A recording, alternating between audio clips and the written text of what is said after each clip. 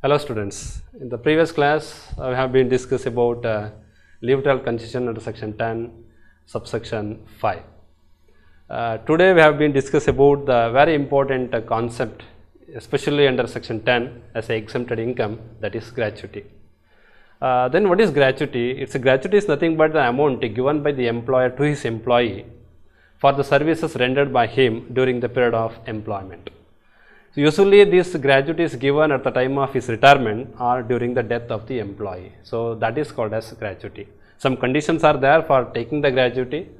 Generally, if a particular employee is working continuously in a particular organization minimum of 5 years, then he is eligible to receive the gratuity. As per section 10 subsection 10, certain exemptions are available to both government as well as the non-government employees. But in the case of the government employees, whatever the gratuity received from his employer, entire amount is exempted.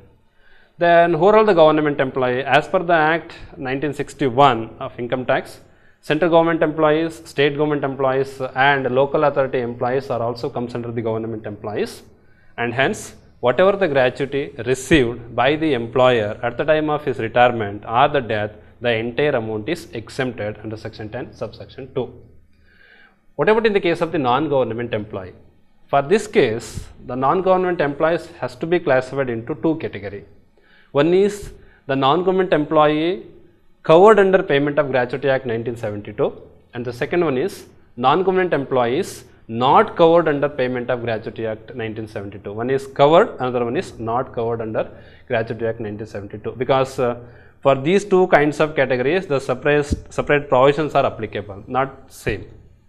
Let us discuss about the first category, that is nothing but employee covered by Payment of Gratuity Act 1972. As we discussed here before, in the case of the government employee, it is exempted, there is no further condition. Once he is considered as government employee, either by state government, central government or local authority, that is exempted. But in the case of the non-government employee, covered under Payment of Gratuity Act 1972, there is some amount is exempted. Then how much is exempted?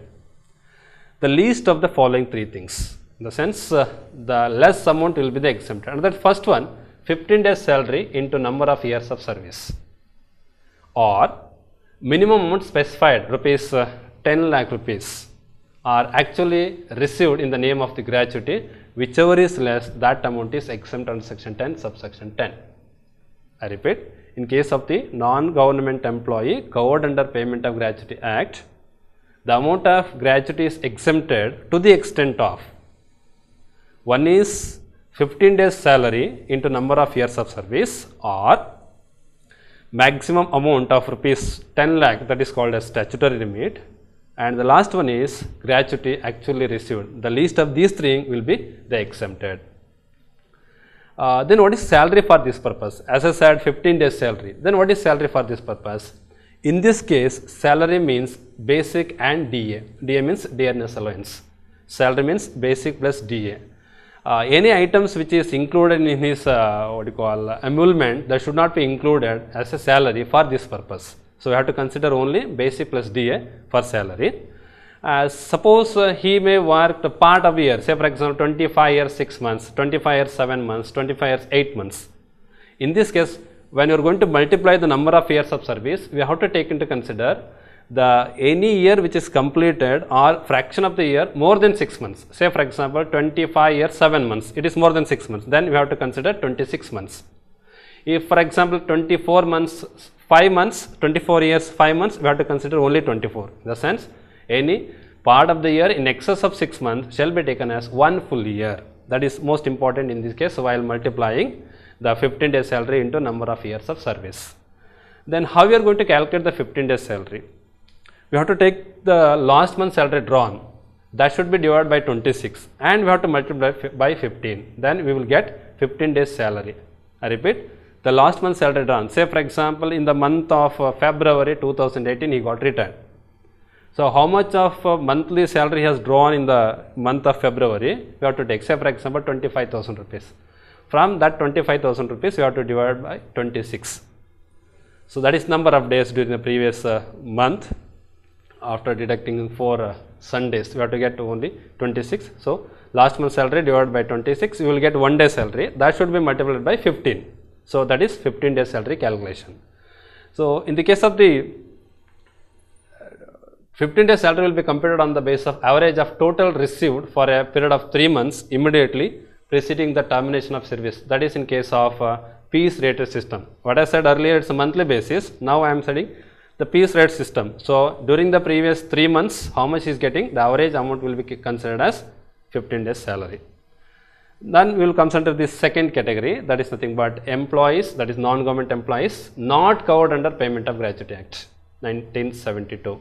So here also exemptions available, the list of these 3 things. And that first one is half month salary for each completed years of service, that is most important, completed years of service, or maximum amount specified, that is statutory limit rupees 10 lakh, or gratuity actually received. The least of these 3 will be considered as exempted gratuity in the hands of the non-government employee not covered under Payment of Gratuity Act. Again, in this case salary is different. Earlier the salary means only basic plus DA, but here salary means basic plus DA plus DP plus commission if it is considered for retirement benefit. I mean dearness allowances, dearness payment and commission, if it is considered for retirement benefit, then only it should be added, otherwise only basic. That is salary for this purpose.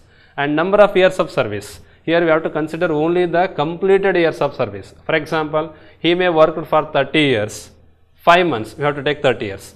He may work for 30 years, 11 months, we have to consider 30 years. He may work for 30 years, 11 months, 29 days, we have to take into consider only the 30 years. In the sense, we have to consider only the completed years of service, that is number of years of service. Then in case of the average monthly salary, how we are going to calculate the average monthly salary? So we have to go for the last 10 months salary average, that is nothing but average monthly salary is to be computed on the basis of average of salary for 10 months immediately preceding the month of retirement. So suppose if you retired on January, we have to take up to the December month. Before December month up to 10 months you have to take, average 10 months salary will be taken to consider. So for example, the total 10 months salary may be 1 lakh rupees, that should be divided by 10, then 10,000 rupees will be the average monthly salary. So on that we have to take half month salary. Then one more thing is there, as per the assessment year 2018-19, in the 2018 finance budget, in the case of the statutory limit, what we discussed here, 10 lakh rupees will be the statutory limit, but if the employee is retired on or after 29th March 2018, instead of 10 lakh rupees, statutory limit is 20 lakh. I repeat, suppose if an employee retired on or after 29th March 2018, instead of 10 lakh rupees, the statutory limit will be the 20 lakh rupees. Thank you.